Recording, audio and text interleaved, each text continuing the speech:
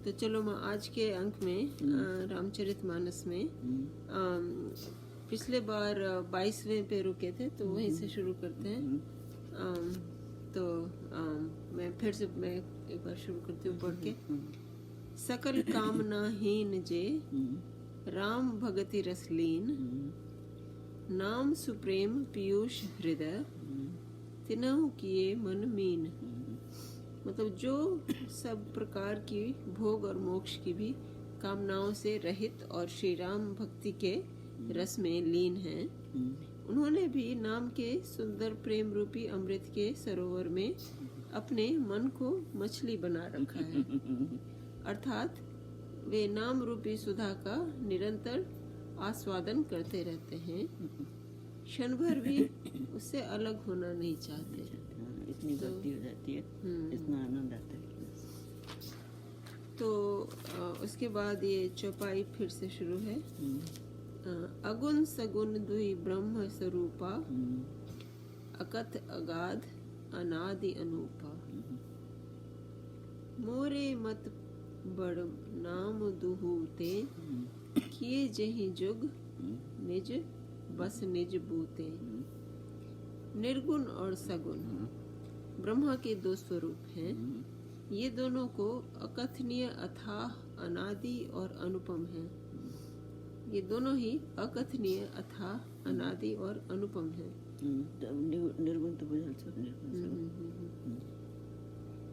मेरी सम्मति में नाम इन दोनों से बड़ा है। जिसने अपने बल से दोनों को अपने वश में कर रखा है। मतलब इनको नाम लो तो एक नाम से ही दोनों मतलब पूरे विवरण आ जाता है मन में, पूरी भक्ति हो जाती है। उनको कहने का उनके यहाँ तो सिर्फ नाम है और यहाँ तो पूरी कहानी। वो नाम लेते ही उनका पूरा ध्यान आ जाता है। अच्छा। जिनको उसको निर्गुण कहते हैं, उनको व्याख्या करने की जरूरत नहीं कि ऐसे हैं वैसे। और दूसरे जो हैं उनको व्याख्या से मालूम है तो उसमें लीन होते हैं। तो दोनों इस तरह से बराबर हो जाते हैं, क्योंकि सिर्फ नाम तक ही अगर उनकी सोच रहे तो फिर कुछ नहीं, आगे की क्या उनको पता नहीं। लेकिन चूंकि उनका नाम लेते ही वो भक्ति आ जाती है, इसलिए दोनों निर्गुण सगुण दोनों बराबर हैं। अच्छा। तो इसके बाद है प्रौढ़ी सुजन जानी जान ही, सुजन जन जान ही जन की। प्रौढ़ी सुजन जनी जान ही जन की, कहाँ प्रीति रुचि मन की। एकहु दारुगद देखई एकु, पावक समजुग ब्रह्म विवेकु। उभय अगम जुग सुगम नाम ते, कहे नाम बड़ ब्रह्म राम ते। व्यापको एक ब्रह्म अविनाशी, सत चेतन धन आनंद राशि। सज्जन गण इस बात को मुझ दास की ढिठाई या केवल काव्योक्ति न समझे। मैं अपने मन के विश्वास, प्रेम और रुचि की बात कहता हूँ। ऐसा नहीं, ठीक है। निर्गुण और सगुण दोनों प्रकार के ब्रह्म का ज्ञान अग्नि के समान है।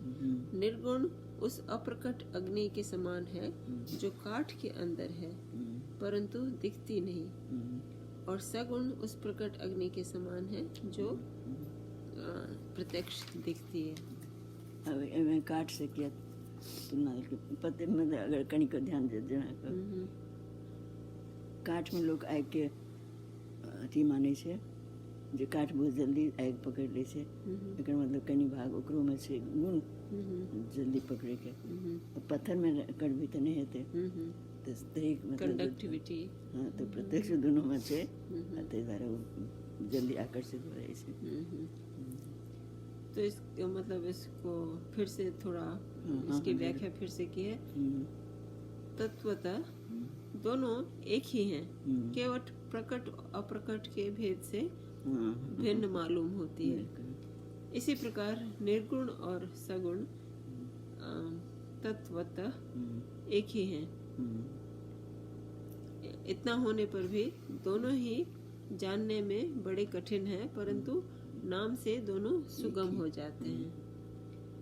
इसी से मैंने नाम को निर्गुण ब्रह्म से और सगुण राम से बड़ा कहा है।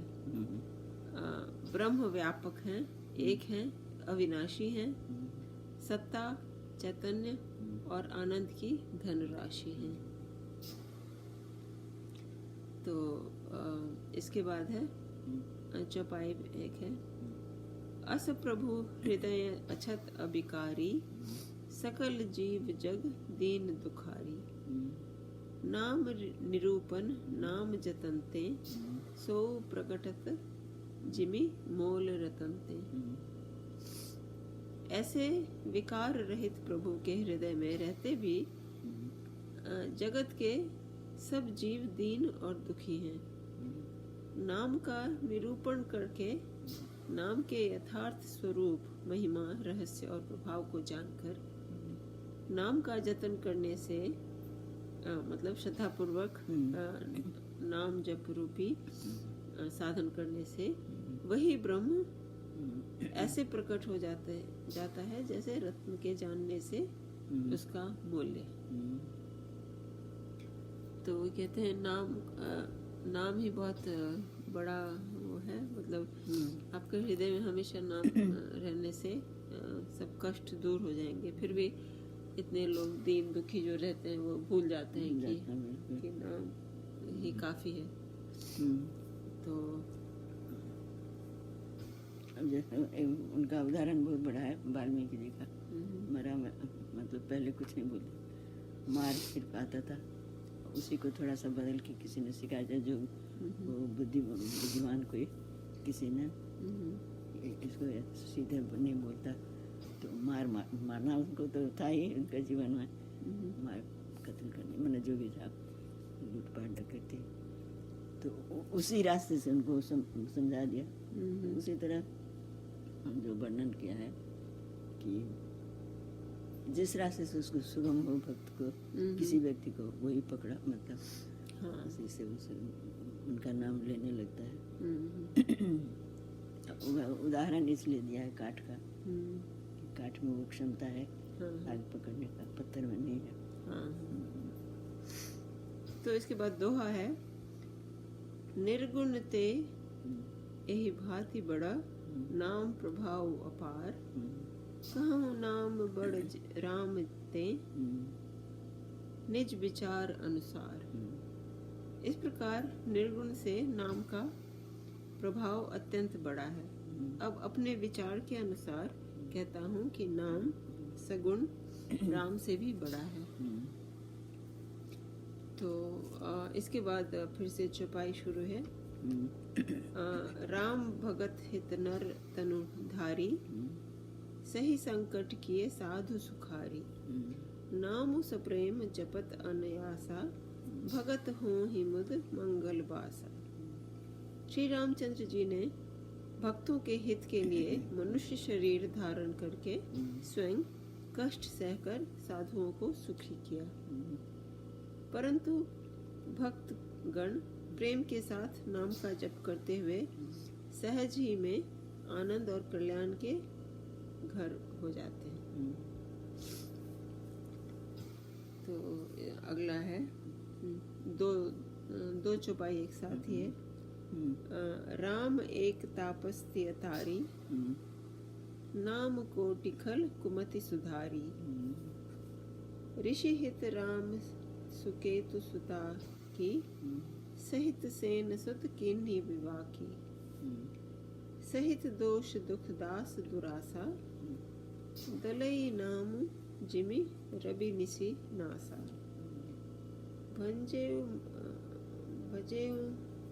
भंजेउ राम आपु भव चापू, भव भय भंजन नाम प्रतापु। श्री राम जी ने एक तपस्वी की स्त्री अहिल्या को ही तारा, परंतु नाम ने करोड़ों दुष्टों की बिगाड़ी बुद्धि को सुधार दिया।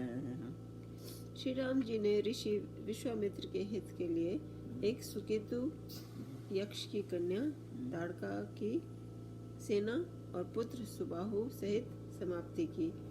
परंतु नाम अपने भक्तों की दोष, दुख और दुराशाओं का इस तरह नाश कर देता है जैसे सूर्य रात्रि का। श्री राम जी ने तो स्वयं शिव जी के धनुष को तोड़ा, परंतु नाम का प्रताप ही संसार के सब भयों का नाश करने वाला है।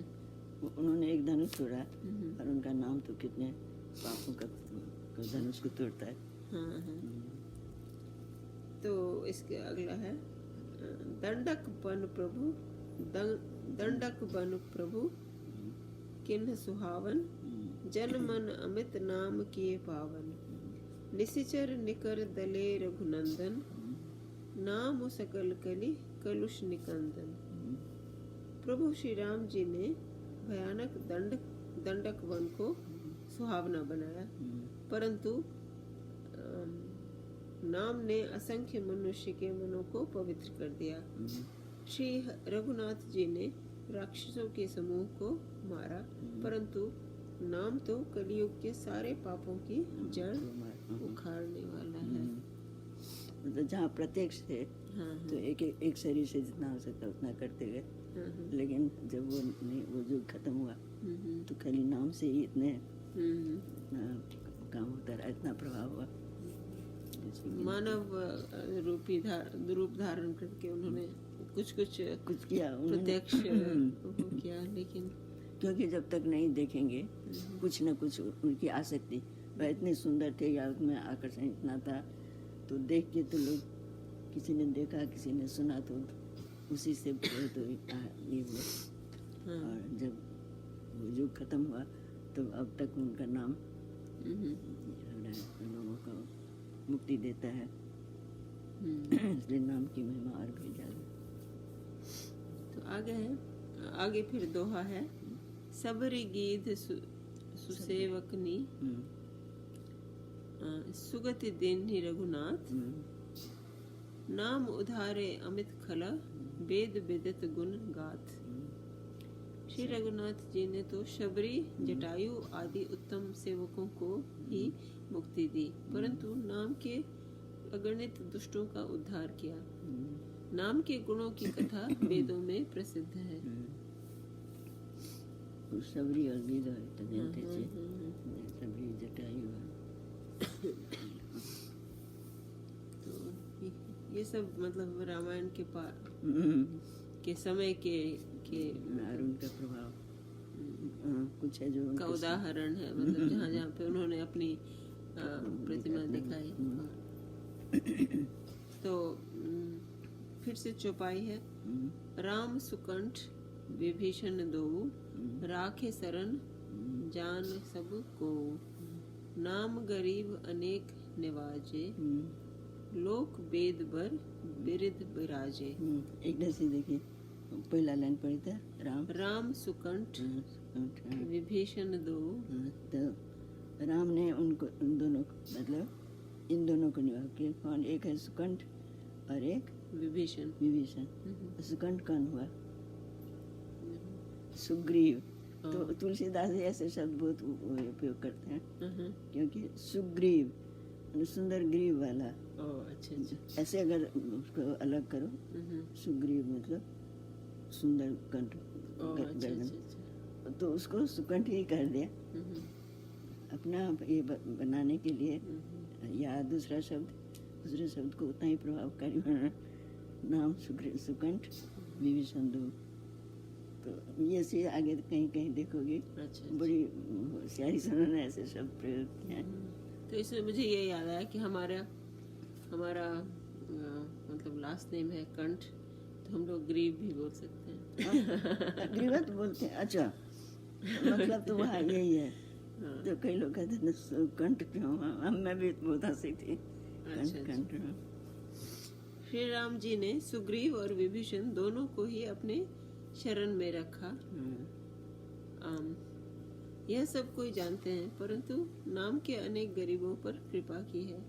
नाम का यह सुंदर विरध लोक और वेद में विशेषण विशेष रूप से प्रकाशित है। अच्छा, फिर अगला भी और भी उदाहरण है अगले छंद चौपाइयों में। तो है राम भालू कपि कटक बटोरा, सेतु हेतु समु किन्ह न थोरा, नाम लेत भव सिंधु सुखाही, करहु विचारु सुजन मन माही। श्री राम जी ने तो भालू और बंदरों की सेना बटोरी और समुद्र पर पुल बांधने के लिए थोड़ा परिश्रम नहीं किया, परंतु नाम लेते ही संसार समुद्र सूख जाता है। सज्जन गण मन में विचार कीजिए कि दोनों में कौन बड़ा है। मतलब वो सब प्रयास तो जरूर भेले, लेकिन उतने शक्ति उतने सामर्थ केना भेले कि एक राम के प्रति जो सबके आसक्ति रहे, भक्ति रहे, तैसे एते चीज जुट गेले। ककरो इथी ने बुझेले जी काज एते मुश्किल छे, तो एते बड़ा समुद्र के पार करके जो एही में तो कतो छे वर्णन जो कतेक माने समुद्र के जे अथी छे कते विस्तार छे, आ तै पर पुल बनेने केहन हेतै से सब भेले के तो हुनकर अथी भक्ति में लोग एते लागि गेले, एते मुग्ध भ गेले जिनका परिश्रम कुछ नहीं बुझेले, कहाँ से पत्थर, कहाँ से पेड़, कहाँ से नाना नाना बानर सब, बानर के शक्ति की छे, एक आदमी को जो मार दे छे तो खत्म। आज तक के एते शक्ति मिले समुद्र के बांध के। तो आगे छंद है राम सकुल रन रावणु मारा, सिय सहित निज पुर पग उधारा, राजा राम अवध रजधानी, गावत गुण सुर मुनि बरबानी, सेवक सुमिरत नाम सुप्रीति, बिनु श्रम प्रबल मोह तलु जीती, फिरत स्नेह मगन सुख अपने, नाम प्रसाद सोच नहीं सपने। श्री रामचंद्र जी ने कुटुंब सहित रावण को युद्ध में मारा, तब सीता सहित उन्होंने अपने नगर अयोध्या में प्रवेश किया। राम राजा हुए, अवध उनकी राजधानी हुई। देवता और मुनि सुंदर वाणी से जिनके गुण गाते हैं, परंतु सेवक भक्त प्रेम पूर्वक नाम के स्मरण मात्र से बिना परिश्रम मोह की प्रबल सेना को जीतकर प्रेम में मग्न हुए अपने ही सुख में विचरते हैं। नाम के प्रसाद से उन्हें सपने में भी कोई चिंता नहीं सताती। तो इसके बाद दोहा है, मतलब दोहा ऐसे है, ब्रह्म राम ते नाम बड़ा, बरदायक बरदानी, रामचरित सतकोटि मह, लिया महेश जिय जानी। इस प्रकार नाम निर्गुण ब्रह्म और सगुण राम दोनों से बड़ा है। यह वरदान देने वालों को भी वर देने वाला है। श्री शिव जी ने अपने हृदय में यह जानकर ही 100 करोड़ रामचरित्र में से इस राम नाम को सार रूप से चुनकर ग्रहण किया है। मतलब शिव जी तो शिव जी हैं, देवता, तो उनका नाम यही समझ के कि नाम छोटा है जो शिव समझ के, लेकिन उन्होंने उस भक्ति से किया कि ये नाम चाहे छोटा है चाहे बहुत लोग नहीं, तो उस समय नहीं ये करते हैं, लेकिन उनका एक विश्वास था, इस नाम का प्रभाव क्या है, तो उन्होंने बस उसको जो हृदय में रख लिया, शिव जी हो गए हैं। तो यहाँ पे मास पारायण पहला विश्राम है, तो इसका मतलब ये था कि 1 महीने में इतना खत्म करना था, लेकिन हमने पता नहीं, हमने तो कम दिनों में ही कर दिया। नहीं, मास पारायण पहला विश्राम तो जब तुम मास दिनों में खत्म कर लोगी रामायण, उस हिसाब से पढ़ोगी, तो यहाँ पहला दिन है। ओह अच्छा, ओ 1 महीने में जो पढ़ना है, तो अच्छा, तो ये पहला विश्राम होगा। उसी तरह अगर 9 दिन में खत्म करना चाहोगी तो नवान पारायण अच्छा अच्छा एक उसके आगे होगा। ओ अच्छा अच्छा ओ बहुत लोग करते हैं। तो मतलब एक दिन में इतना करना था मास पारायण अगर जब वो ठान के बैठो मतलब 30 दिन का है हाँ, मास पारायण में मतलब 30 विश्राम 30 होंगे। विश्राम हो गए। अच्छा तो अगर वो ठान के बैठो कि हम 30 दिन में करेंगे तो यहाँ पहला होगा।